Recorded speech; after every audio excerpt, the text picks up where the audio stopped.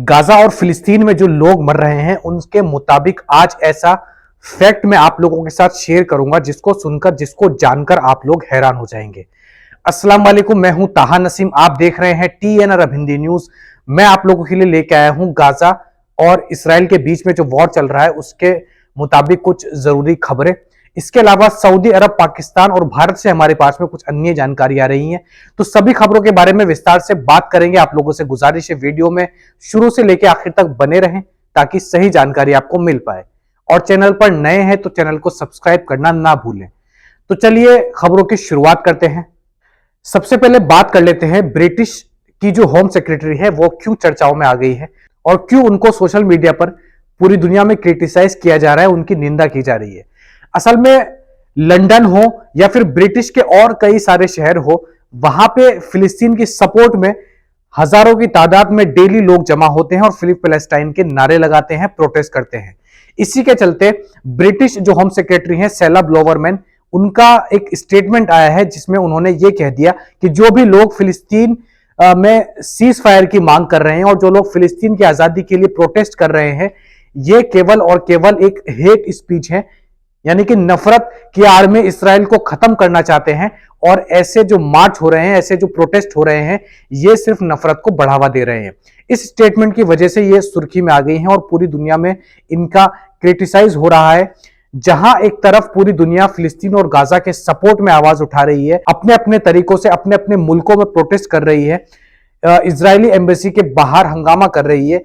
पूरी दुनिया को मालूम है कि कौन सही है और कौन गलत है। बेगुनाह जाने कितनी जा चुकी हैं इसका अंदाजा हम लोग लगा भी नहीं सकते। इसके बावजूद इस तरीके का स्टेटमेंट देना यह साफ दर्शाता है कि किस तरीके की मेंटेलिटी वो चाहे ब्रिटिश पॉलिटिशियंस हो या फिर अमेरिका के पॉलिटिशियंस हो, उनकी हो गई है और इसराइल का सपोर्ट करने के लिए किस हद तक ये लोग गिर चुके हैं। इसके अलावा जापान में भी एक बड़ा मार्च निकाला गया, बड़ा प्रोटेस्ट निकाला गया। जापान के अंदर जो इसराइल एम्बेसी मौजूद है उसके बाहर लोग जमा हुए, जहां पे India, Pakistan, Uzbekistan, Bangladesh, Japan और कई अन्य देशों के जो नागरिक रह रहे हैं जापान में, वे वहां पर जमा हुए। उनमें से एक औरत का स्टेटमेंट आया, उन्होंने कहा कि मेरा एक परिवार जो गाजा में रहता था और कई सारे सदस्य गाजा में जो एयर स्ट्राइक हो रहा है, जो आतंक मचाया जा रहा है इसराइल आर्मी की तरफ से, उसमें शहीद हो चुके हैं, उसमें मारे जा चुके हैं। इसराइल एम्बेसी के बाहर नारे लगाते हुए जापान के लोगों ने यही कहा कि पैलेस्टाइन को आजाद करे और इसराइल जो एक टेररिस्ट ग्रुप माना जा रहा है उसको जरूरत है कि वहां पर सीज फायर जल्द से जल्द घोषित कर दे। अब एक ऐसा नंबर मैं आप लोगों के साथ शेयर करने जा रहा हूं। असल में हम सबको मालूम है कि आज 31 अक्टूबर 2023 को फिलिस्तीन के अंदर जो लोग मारे गए हैं उनकी जो संख्या है वह 8000 क्रॉस कर चुकी है, यानी कि 8000 से ज्यादा लोग, जिनमें बच्चे, औरतें और सभी तरीके के सभी उम्रों के लोग शामिल हैं।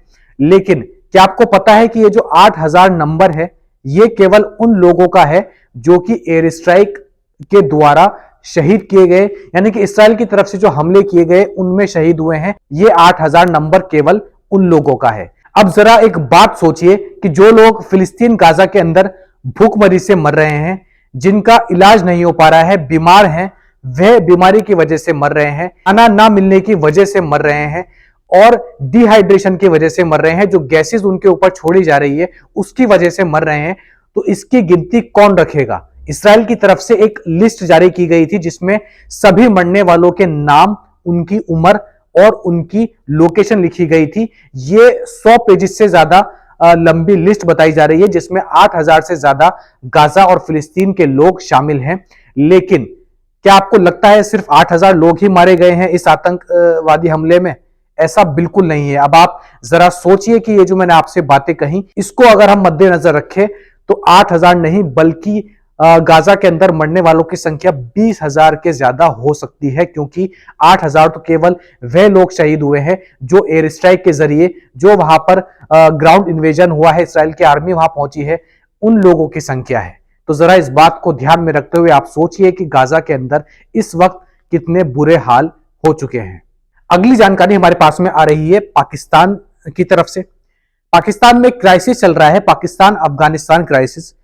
3 अक्टूबर 2023 को जो पाकिस्तान के ऑफिशियल्स हैं उन्होंने जो भी अफगानिस्तान के लोग पाकिस्तान के अंदर अब तक रह रहे हैं, अनडॉक्यूमेंटेड लोग, यानी कि जिनके पास पूरे पेपर नहीं है और वह इलीगल माने जाते हैं, तो ऐसे लोगों को 3 अक्टूबर को एक वार्निंग दी गई थी कि आप लोग 1 नवंबर से पहले अपने देश वापस लौट जाए, नहीं तो आपको डिपोर्ट कर दिया जाएगा, आपको यहां से भगा दिया जाएगा।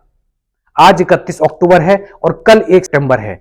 आज फिर से एक स्टेटमेंट आया है पाकिस्तान ऑफिशियल्स का। उन्होंने कहा है कि 1.7 मिलियन जो अफगान्स हैं, यानी कि लगभग 17 लाख लोग पाकिस्तान के अंदर जो रह रहे हैं, अफगानिस्तान से आकर जो यहां सेटल हो गए थे, उनमें से जो इलीगल तरीके से रह रहे हैं, उन सभी को यहां से अफगानिस्तान लौट जाने का आदेश जो है पाकिस्तान की सरकार के द्वारा दे दिया गया है। ट्रकों से, ट्रेन से पाकिस्तान से निकलकर अपने अपने देश लौटने के लिए निकल चुके हैं जितने भी अफगानिस्तान के लोग हैं। हालांकि उनके लिए परेशानी यह है कि वे अगर अफगानिस्तान लौटते हैं तो वहां पर भी उनको एक्सेप्ट नहीं किया जाएगा। इसके अलावा अगर वे अमेरिका या ब्रिटिश जाते हैं तो वहां पर भी उनके लिए काफी दिक्कतें देखने को मिल सकती है।